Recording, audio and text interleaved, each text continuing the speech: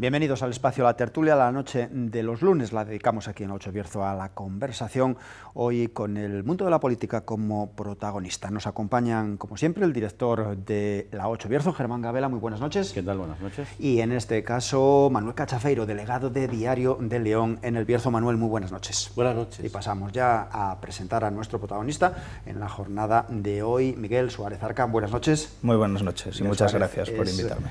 Procurador por Vox en las Cortes de Castilla y León, berciano, y va en ese número 2 de la lista de los procuradores que la formación alcanzó en las últimas elecciones autonómicas. ¿Cómo están siendo los primeros meses, las primeras semanas de legislatura para un novato en las Cortes de Castilla y León como eres? Bien, ¿cómo estás siendo? Bueno, en esta legislatura novatos estamos siendo muchos en las Cortes de Castilla y León, la verdad que somos mucha gente nueva, pero bien, la verdad que la acogida por parte del personal de la casa está siendo maravillosa, gente súper trabajadora y realmente, pues bueno, adaptándonos al día a día un poco distinto de nuestras labores profesionales de las que venimos cada uno de nosotros. ¿Algo que le haya sorprendido en estos primeros meses de la vida parlamentaria en Castilla y León?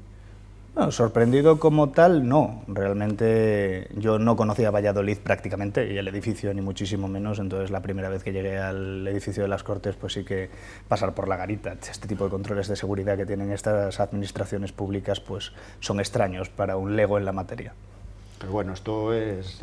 estamos calentando, ¿no? Exacto. No ha pasado nada todavía. No, para nada. Y la verdad que incluso el trato con la mayor parte de los compañeros de otros partidos políticos está siendo realmente muy cordial. Hay muy pocos casos, y no te sabría decir el nombre de algunos de esos casos, precisamente por esa falta de contacto, pero con la mayor parte de compañeros del Partido Socialista, del Partido Popular, incluso Pablo Fernández de Unidas Podemos, son gente muy agradable y muy correcta en el trato cercano. Y esa tensión que parece que hay en las Cortes de Castilla y León, que parece que o se intuye a través de declaraciones en el día a día, ¿no está? Hombre, a ver, si la gente que estamos ahí somos gente correcta, tienes que comportarte correctamente con los vecinos, por muy distintas que sean tus opiniones ideológicas.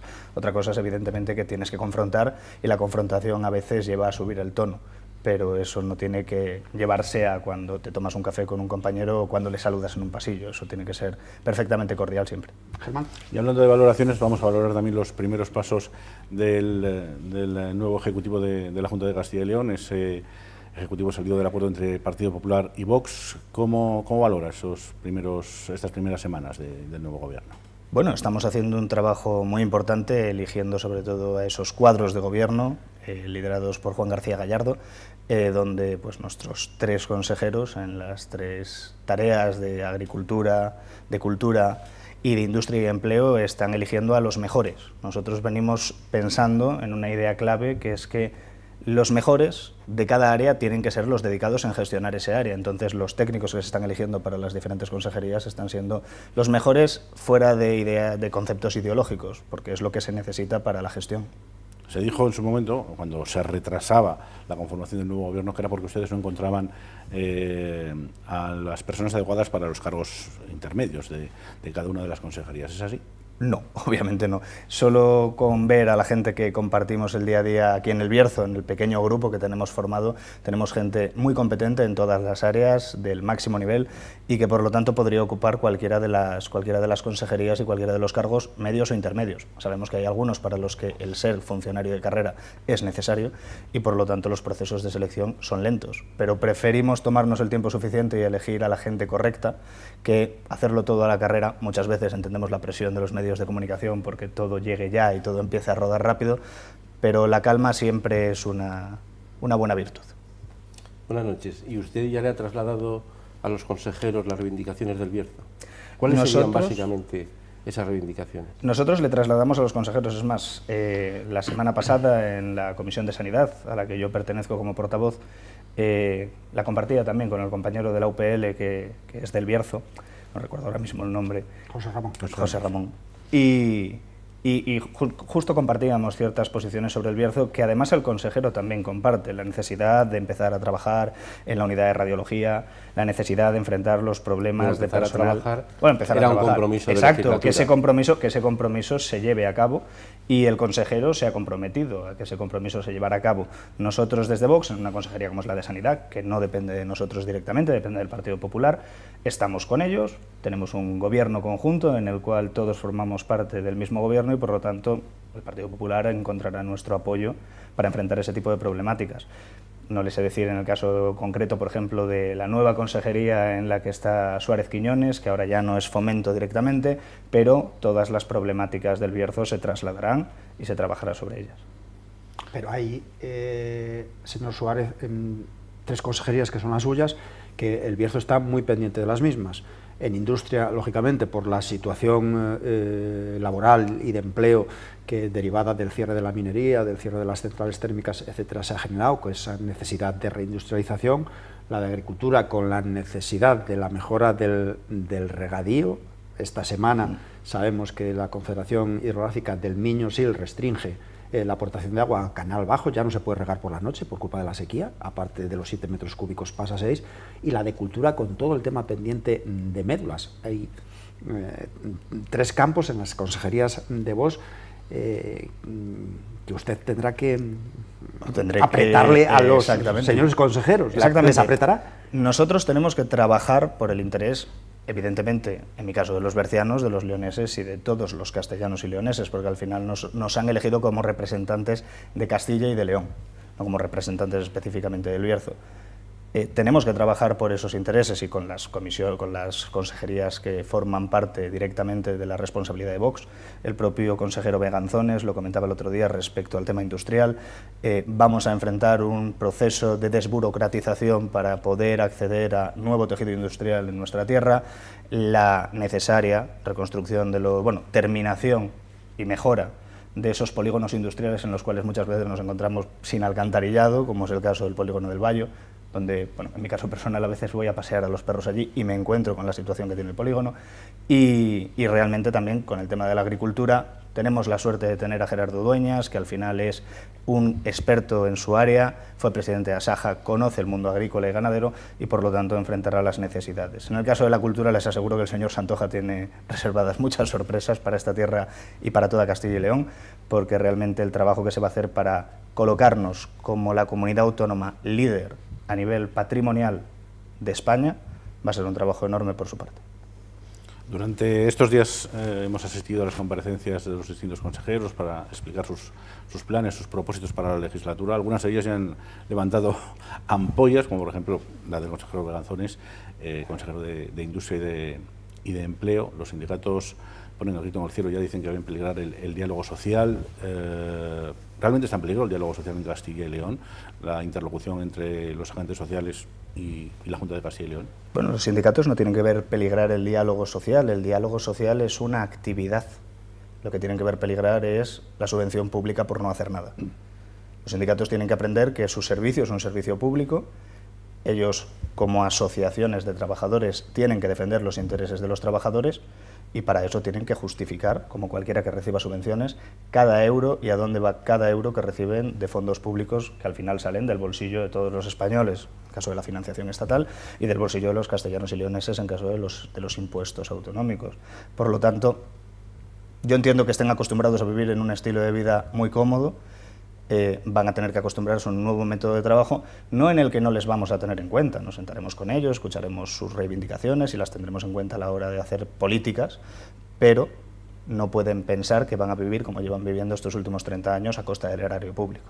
¿Las subvenciones también se recortarán a las patronales, a las organizaciones empresariales? Sí, a todas las asociaciones en la misma medida, y no solo es que se recorten, lo que se hará será fiscalizar hasta el último euro que reciban en subvenciones, porque seguirán recibiéndolas, la legislación la tienen a su favor en ese aspecto, cosa que es lógica, y por lo tanto lo único que haremos será fiscalizar todo el dinero que se llevan estas asociaciones representativas de la sociedad civil a la hora de, se supone, que hacer un trabajo en favor de esa misma sociedad civil.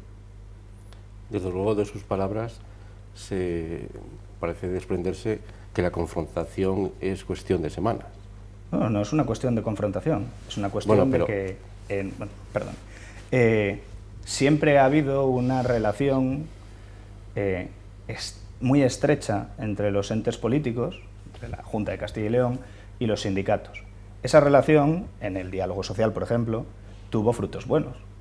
pero lo que no puede ser es que tengamos frutos buenos única y exclusivamente a cambio del dinero público para regar esos sindicatos. Si los sindicatos están realmente interesados, y yo creo que sí, o que deberían estarlo, en el bien de los castellanos y leoneses, en el bien de los bercianos, en el bien de aquellos a quienes representan, tendrán que hacerlo y tendrán que someterse a la fiscalización oportuna de las subvenciones que tienen. No creo que sea una cuestión en la que debiésemos encontrar una oposición demasiado fuerte. Es más, si encontramos una oposición demasiado fuerte, los sindicatos serán los propios que se estarán poniendo la diana, diciendo que, bueno, a ellos lo que les interesaba era más el dinero que los intereses de los trabajadores.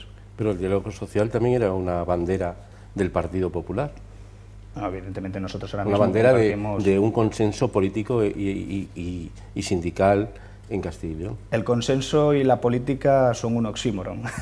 No puede haber consenso si hay política, y si hay consenso no hay política. Precisamente la política es el arte de disentir unos de otros. Y precisamente eso es lo que nosotros tenemos que llegar. No hay ningún tema que no podamos abrir y sobre el que no podamos discutir. El diálogo social tiene cosas buenas, tenemos que defender esas cosas buenas, pero también tenemos que fiscalizar aquellos abusos que se han producido a través del diálogo social y de los sindicatos y las patronales, sin olvidarlas, obviamente. Pero están en peligro, señor Suárez, los acuerdos del diálogo social que ya se extienden no solamente por este 2022, sino por el 2023. No, evidentemente todos los acuerdos plurianuales que pueda haber ya concretados y que ya estén firmados se respetarán y se editarán en caso de que la propia legislación lo permita. Nosotros somos un partido de ley.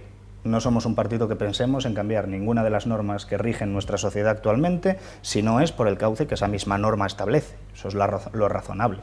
Y no somos un partido antisistema ni pretendemos que la rueda deje de girar.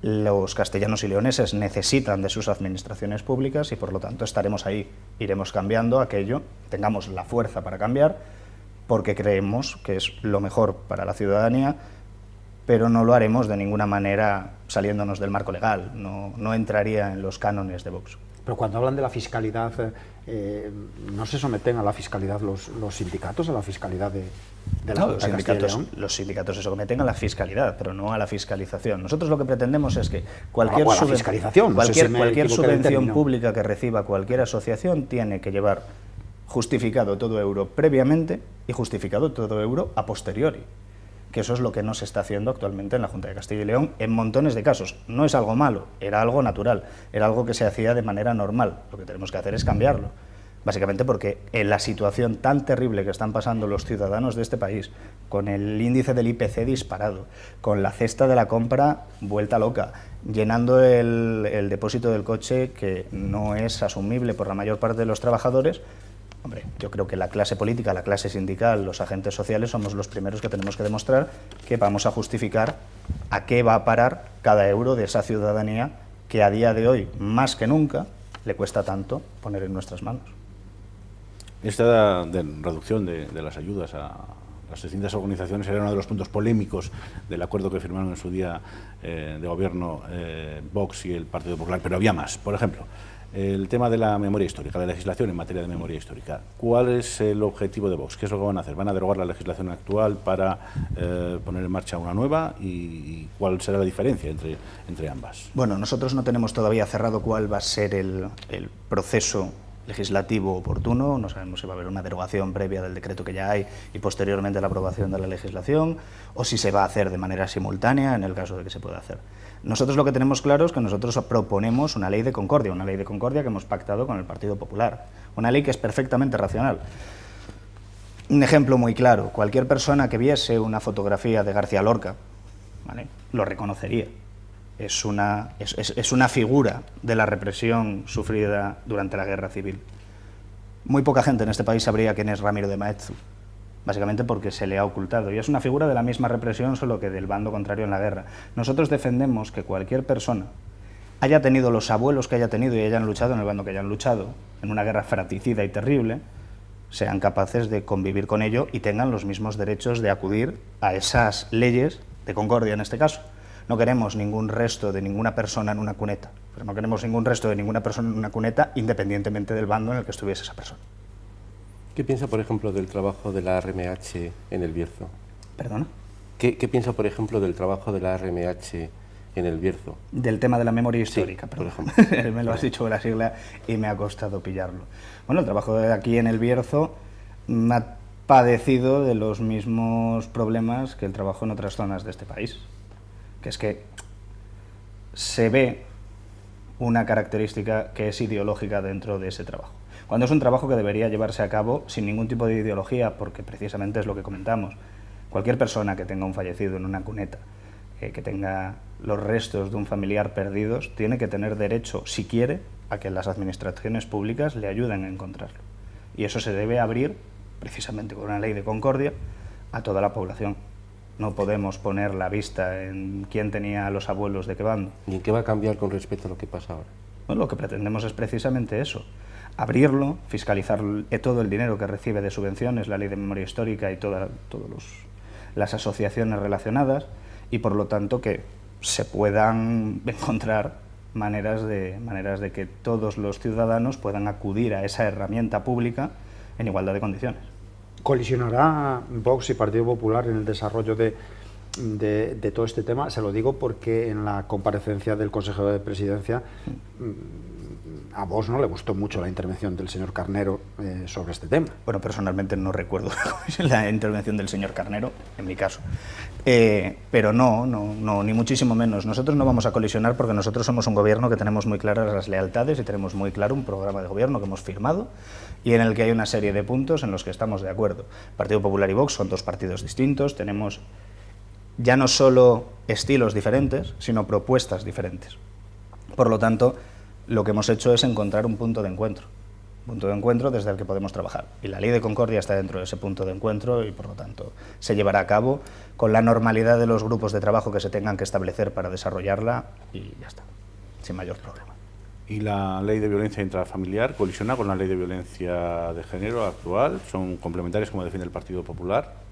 No, es que precisamente son complementarias. A ver, nosotros en este país tenemos una legislación nacional, que es la que nos vincula a todos y que Vox, desde una comunidad autónoma, no puede cambiar. Cosa que no quiere decir que no queramos cambiarla, obviamente. Pero queremos cambiarla, lo que decimos, por las vías y cauces legales que esa ley puede ser cambiada, que es desde el Gobierno de la Nación, cuando tengamos una mayoría absoluta que nos lo permita, o un pacto de gobierno con otro partido que nos lo permita. Nosotros desde aquí lo que podemos hacer es equiparar las ayudas y las situaciones que tienen personas de diferente género al padecer violencia intrafamiliar. Por lo tanto, no, el Partido Popular en esto tiene total razón. No son dos leyes que se confronten, no son dos leyes que se opongan la una a la otra, sino que son dos leyes en las que lo único que hacemos es igualar todos los procedimientos de ayuda a una persona que sufra violencia en su hogar, independientemente de su género. ¿Y si pudieran cambiar o modificar la ley de violencia de género, lo harían? Si tuvieran esa potestad a nivel nacional. Si tuviéramos esa potestad, no es que lo hiciésemos. Derogaríamos la ley de violencia de género y promulgaríamos una ley de violencia intrafamiliar que giraría sobre los mismos esquemas que estamos diciendo aquí en Castilla y León. ¿Pero las dos leyes pueden convivir? Ahora, a día de hoy sí. Es una cuestión de ayudas. Nosotros no podemos cambiar la ley que se aplica a los juzgados de violencia de género que existen en los diferentes juzgados en toda España. Todo ese tipo de legislación es nacional, pero lo que sí podemos hacer es añadir una ley que es complementaria, que lo que hace es aumentar las ayudas a todas las personas que no eran mujeres y que sufrían violencia intrafamiliar.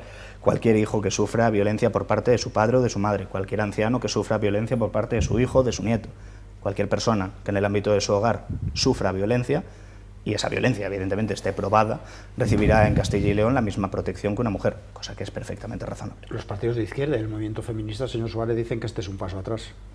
Bueno, yo no sé si consideran un paso atrás que protejamos a las víctimas independientemente de los genitales que tienen. En nuestra opinión, no.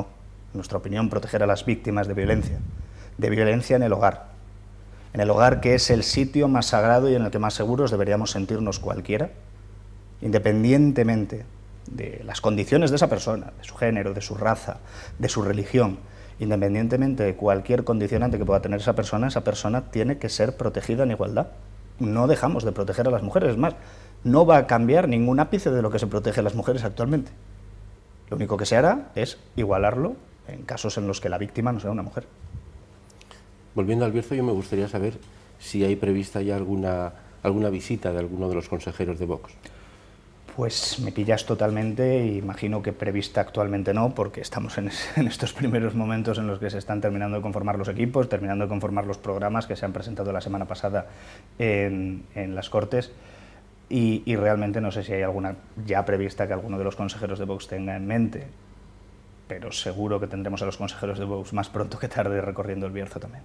¿Y también un boicot por parte de las instituciones del Bierzo? No, ni muchísimo menos. A ver, nosotros ahora mismo somos los representantes de la voluntad popular, no me refiero a nuestros consejeros, ¿no? Yo en particular, evidentemente, de los votantes de León, pero somos los representantes de unas elecciones democráticas en las que hemos jugado con las mismas normas que el resto. Si las instituciones del Bierzo hiciesen algún tipo de boicot institucional a un cargo ejecutivo de un gobierno democrático, los que estarían quedando en muy mal lugar serían no esas instituciones, que no quedarían en mal lugar en ningún caso, sino esos representantes que tienen esas instituciones actualmente. No creo que lo hagan. ¿Sobre qué tema, qué le gustaría a usted que fuera esa primera visita?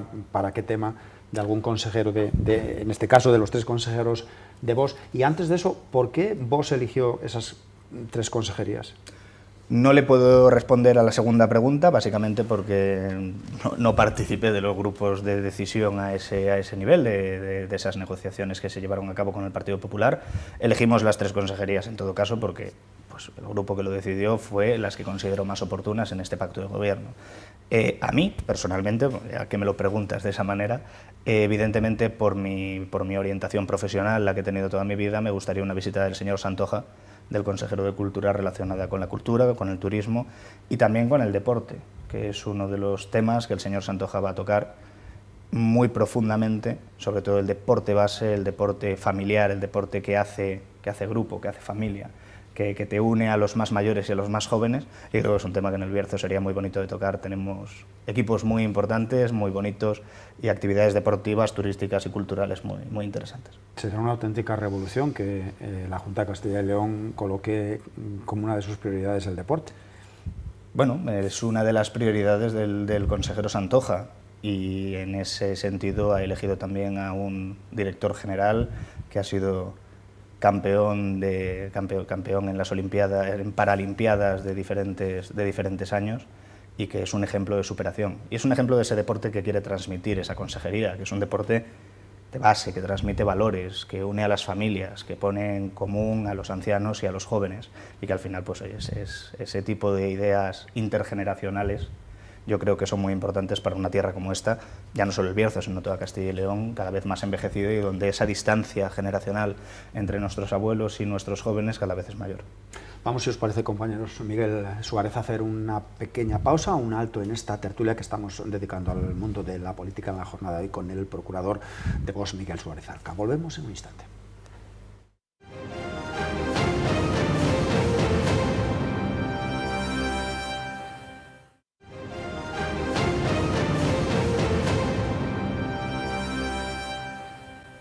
Seguimos en la tertulia hablando con Miguel Suárez Arca en esta noche de lunes, Germán.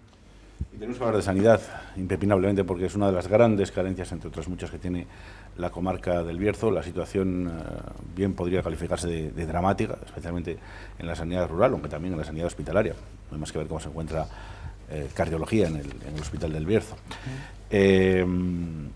Hace unos días comparecía el consejero de Sanidad también para explicar sus planes y hablaba de una necesidad de reformar la atención primaria. Rápidamente Ciudadanos levantaban la mano y decía que eso es lo que iban a hacer ellos, y que al final fue una de las causas de que todo el mundo se les echara encima. ¿Va a ser la misma reforma sanitaria que planteaba Ciudadanos la que va a llevar a cabo la Junta de Castilla y León durante esta próxima legislatura? Cierre de consultorios, fundamentalmente. Bueno, yo en este caso, como saben, soy el portavoz en la Comisión de Sanidad, por lo tanto, la semana pasada tuve la intervención precisamente con el consejero Vázquez, y no, evidentemente la reforma de la atención primaria no va a ser esa. Ciudadanos, en nuestra opinión, cometió un error al precisamente plantear que la asistencia presencial en los consultorios médicos locales se cerrase y se fuese sustituyendo por puntos de encuentro entre diferentes municipios.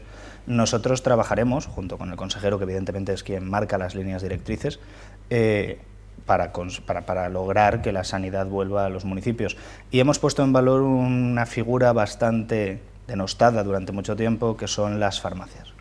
Las farmacias y la necesaria subvención que reciban las farmacias de los lugares más complicados para que sean viables económicamente, dado que en montones de sitios estas farmacias son el único punto de salud que hay cercano a la población, y hacen una labor que también es de atención primaria. Creemos que se tienen que terminar vinculando con esa atención primaria.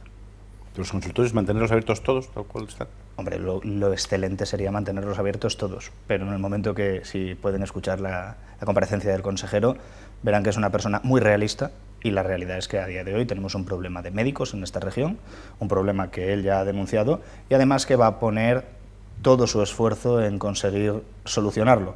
Por una parte, intentando pactar con todos los hospitales donde esos médicos los hay en mayor cantidad y que por lo tanto pueden voluntariamente acogerse a un sistema en el que se puedan desplazar, y en caso necesario aplicando el decreto de desplazamiento obligatorio para cubrir las necesidades de todos los ciudadanos, porque la sanidad al final es un servicio público y todos los ciudadanos de esta tierra tienen derecho a recibir un servicio sanitario de calidad, ágil y bueno, correcto, lógicamente.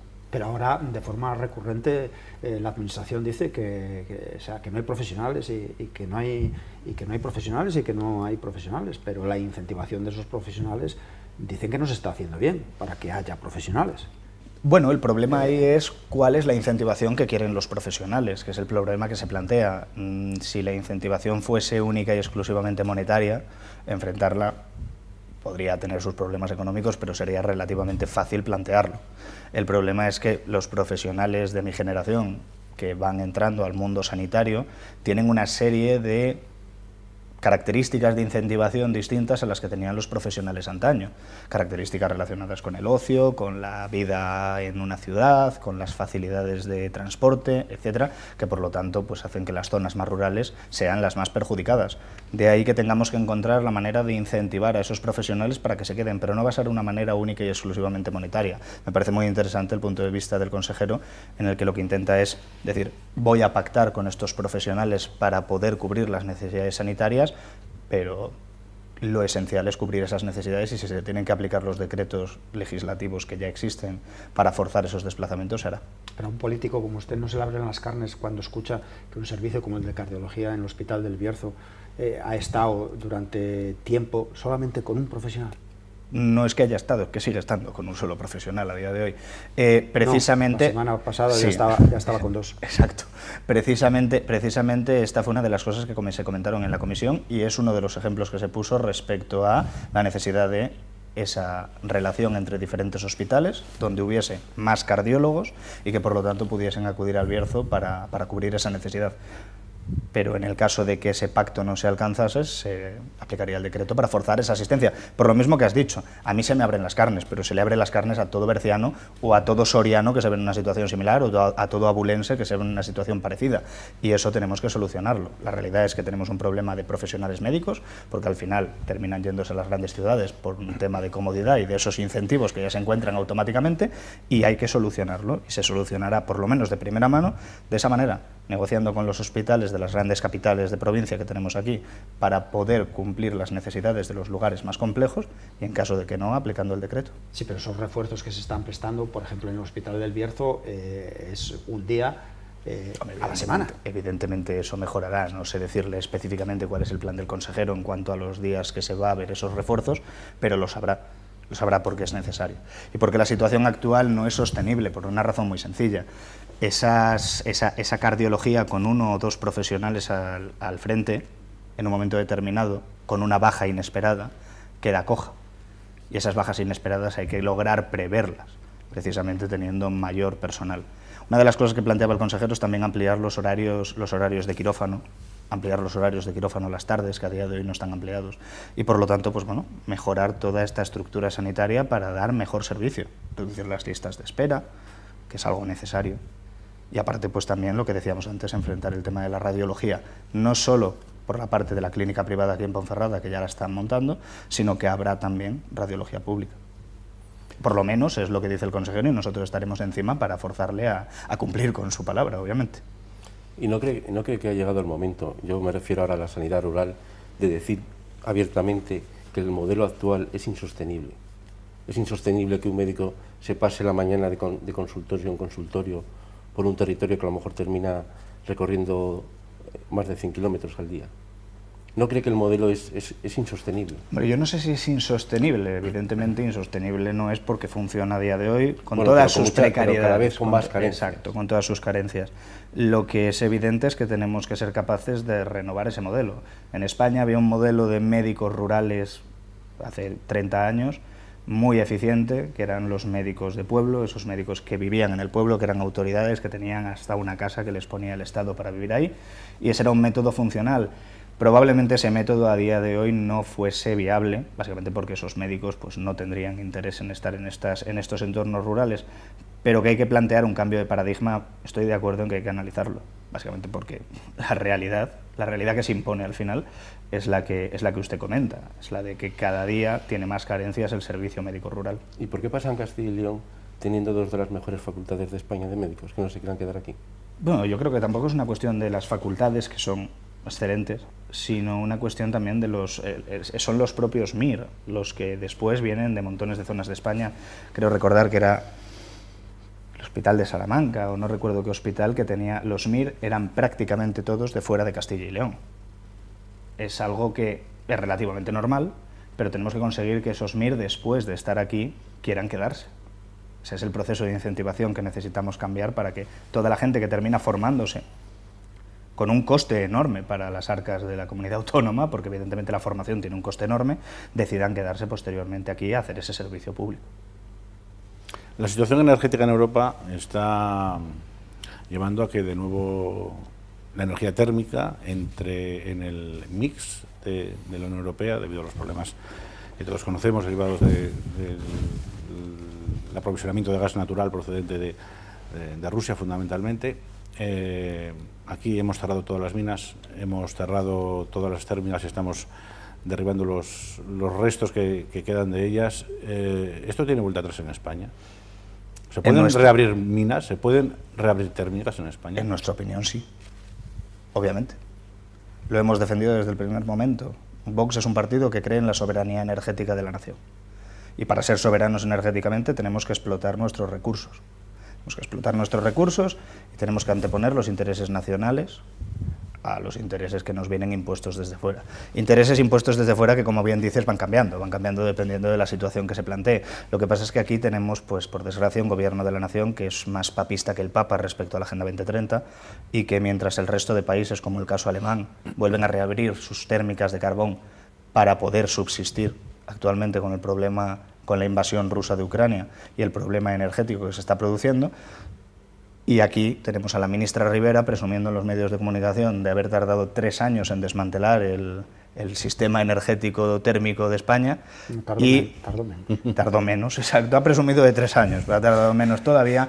Pues tenemos a la ministra de Transición Ecológica, que ya, válgame Dios el nombre del ministerio, a la ministra de Transición Ecológica presumiendo de eso y prácticamente no sacándose fotos cada vez que se tiran torres de refrigeración de milagro.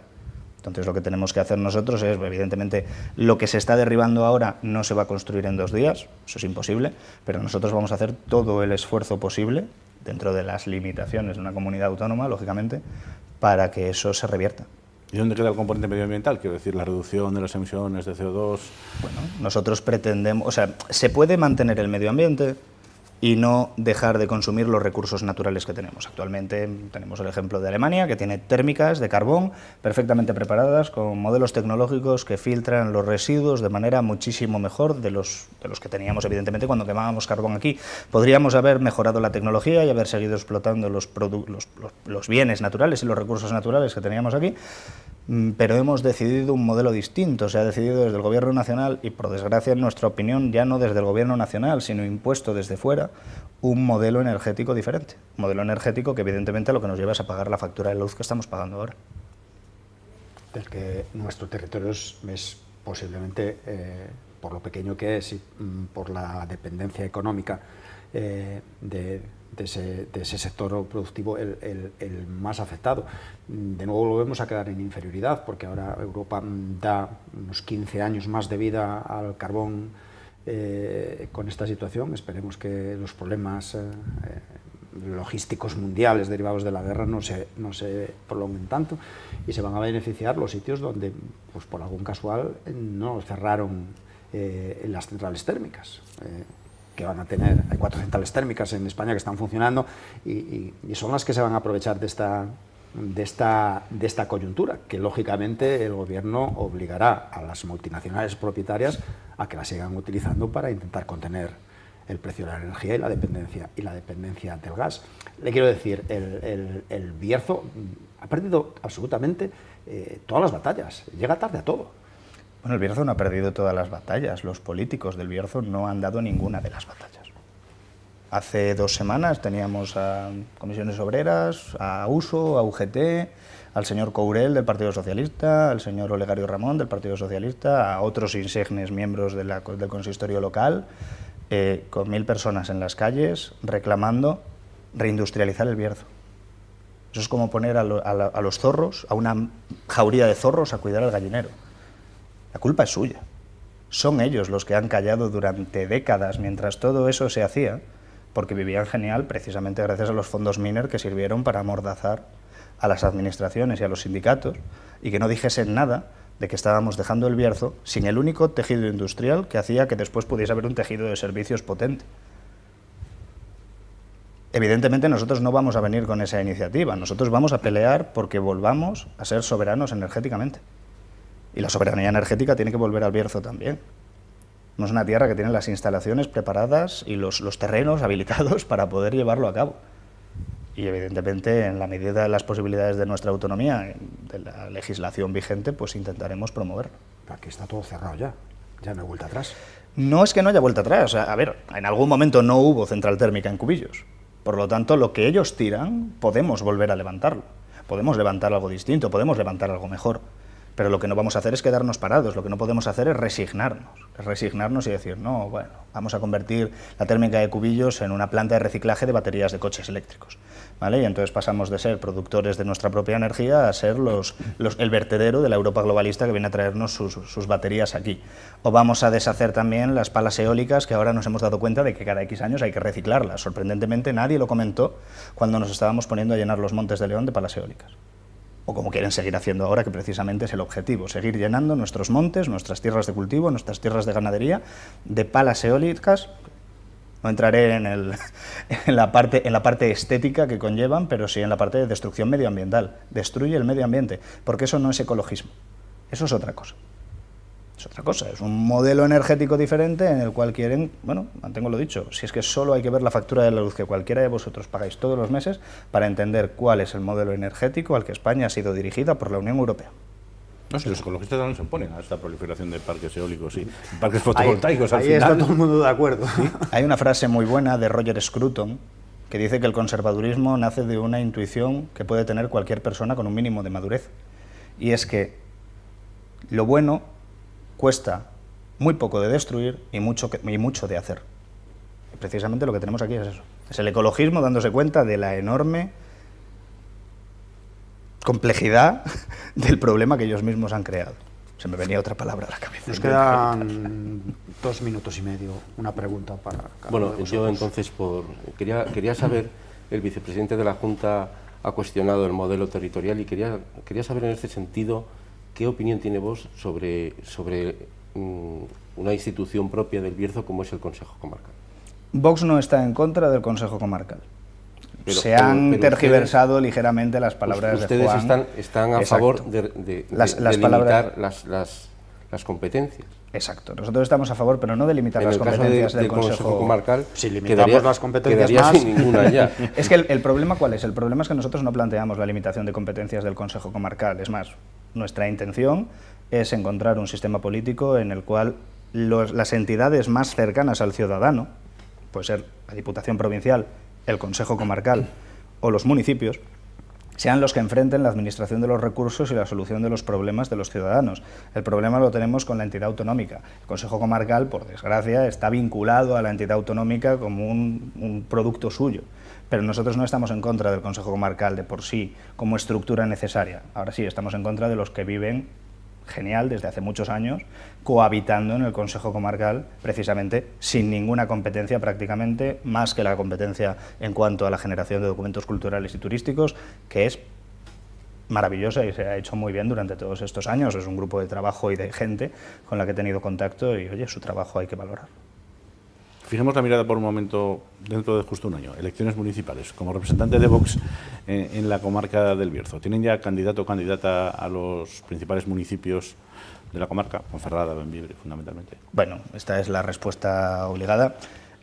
Vox en todas las ocasiones que se ha presentado a contiendas electorales, no ha desvelado los candidatos que puede elegir, básicamente porque se eligen al final, aunque podamos tener ideas previas. Hasta el momento de las elecciones, hasta el momento en el que ya tenemos que presentar las candidaturas ante las juntas electorales, y por lo tanto pues no le puedo responder a esa pregunta porque ni yo sé quiénes van a ser los candidatos del año que futuro. viene vamos a tener que esperar entonces. Hasta el momento en el que se presenten en las juntas no se va a dar a conocer lo mismo que se está haciendo en las elecciones autonómicas o en las elecciones generales en su momento. De todos modos, lo que sí le puedo confirmar es que nosotros aquí en El Bierzo llevamos trabajando durante el último año y medio, como saben, para llevar la alternativa social y patriótica de Vox a todos los municipios y a todas las pedanías que tengamos capacidad de llevarlo. ¿Van por el buen camino? Yo creo que sí. ¿Se presentarán en todos los municipios? La idea es conseguirlo. Evidentemente, si le digo ahora que me presentaré en todos los municipios y al final no lo conseguimos, pues no lo sabemos. Evidentemente, nuestra zona electoral, que engloba todo el Bierzo más Villablino, es muy grande. Llegar a todos los municipios que además muchos de ellos están tremendamente despoblados y tremendamente dispersos, es muy complicado, pero nuestro objetivo es ese. Hasta el último español del Bierzo tiene que poder votar a Vox. Y para poder votar a Vox tenemos que estar ahí. La última se la voy a hacer yo. ¿Y aspiran, llega mucha gente presentándose como aspirante a ustedes, diciendo que quieren...? No, la verdad es que no. ¿Ni en Ponferrada? No, la verdad es que no. Y además te puedo dar la razón por la que eso no ocurre. Nosotros somos muy claros. Las listas electorales de Vox no se deciden en el Bierzo.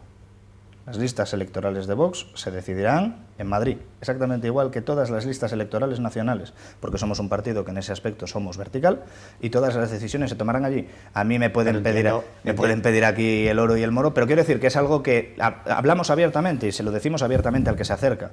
Yo le ofrezco trabajo al que quiera, trabajo me refiero a currar, sí. Currar al que quiera. Y toda esa gente que venga y que ponga su tiempo libre, porque al final es su tiempo libre a disposición de este proyecto, será bien recibida y probablemente en el futuro pues queramos contar con ellos. Porque lo único que necesitamos cuando buscamos candidatos, y esto es una orden que nos viene de más arriba de mí, lo único que buscamos cuando buscamos candidatos es gente buena y gente leal al proyecto que presentamos.